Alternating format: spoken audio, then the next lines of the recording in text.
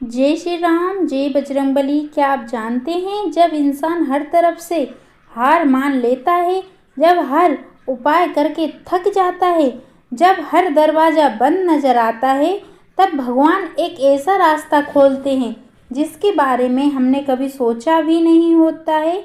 आज मैं जो उपाय बताने जा रही हूँ वो कोई साधारण उपाय नहीं है।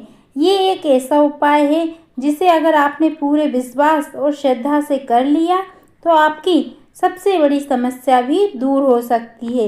इसीलिए आप सभी से निवेदन है, इस वीडियो को ध्यान से सुनिए, एक एक बात को समझिए और बिना कुछ छोड़े पूरा उपाय सही तरीके से कीजिए।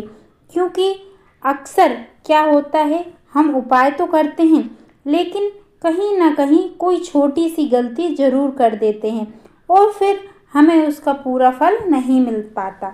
इसीलिए आज मैं आपको हर छोटी से छोटी बात समझाऊंगी ताकि जब आप ये उपाय करें तो कोई भी कमी ना रह जाए। ये उपाय कोई भी कर सकता है, चाहे पुरुष हो या महिला, चाहे युवा हो या बुजुर्ग। और एक नगर में एक बहुत ही धनी सेठ रहता था। उसके पास धन की कोई कमी नहीं थी, लेकिन उसके जीवन में सुख और शांति बिल्कुल नहीं थी।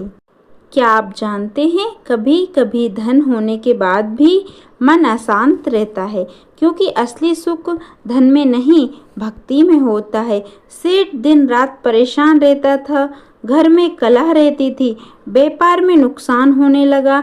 एक दिन वह बहुत दुखी होकर एक संत के पास गया। संत ने उसे देखकर और मुस्कुराते हुए कहा, तुम्हारे जीवन में समस्या का कारण तुम्हारा अहंकार और भगवान से दूरी है। सेठ को अपनी गलती का एहसास हुआ। वह संत के चारों चरणों में गिर पड़ा और बोला, मुझे मार्ग बताइए। संत बोले, वैशाख मास चल रहा है, ये समय बहुत ही पवित्र है। अगर तुम इस समय सच्चे मन से सेवा और भक्ति करोगे तो तुम्हारा जीवन बदल जाएगा। क्या आप जानते हैं, वैशाख मास में किया गया पुण्य कोई गुना फल देता है। सेठ ने उसी दिन संकल्प लिया।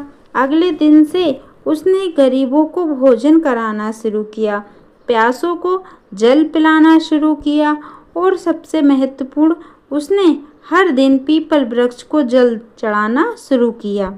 क्या आप जानते हैं, पीपल वृक्ष में भगवान विष्णु का वास माना जाता है। धीरे धीरे उसके जीवन में बदलाव आने लगा, घर में शांति आने लगी, व्यापार बढ़ने लगा। एक दिन उसे सपने में भगवान विष्णु के दर्शन हुए। भगवान बोले, तुम्हारी सच्ची भक्ति से मैं प्रसन्न हूँ। सेठ की आंखों में आंसू आ गए। उस दिन के बाद उसने कभी अहंकार नहीं किया। अब हम जानेंगे इस कथा से हमें क्या सीख मिलती है। अहंकार हमेशा दुख का कारण बनता है, भक्ति और सेवा जीवन बदल देती है। वैशाख मास में किया गया छोटा सा उपाय भी बड़ा फल देता है। क्या आप जानते हैं, यदि आप भी इस वैशाख मास में 3 छोटे उपाय करते हैं तो आपके जीवन में भी चमत्कार हो सकता है।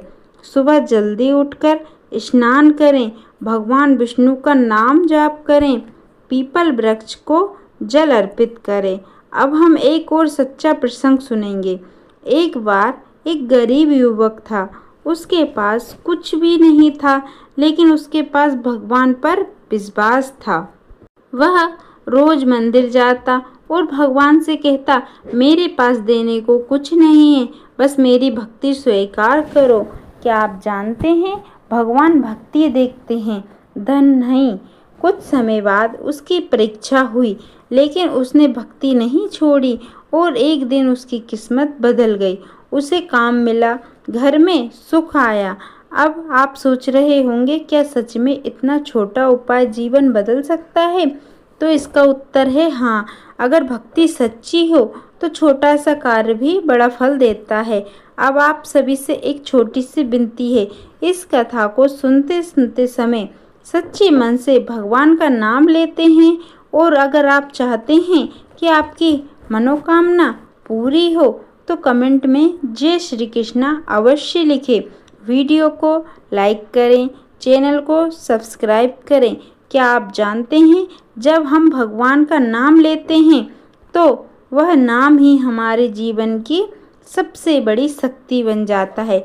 अंत में भगवान से यही प्रार्थना है, जैसे आपने अपने भक्तों पर कृपा की वैसे ही हम सभी पर अपनी कृपा बनाए रखें।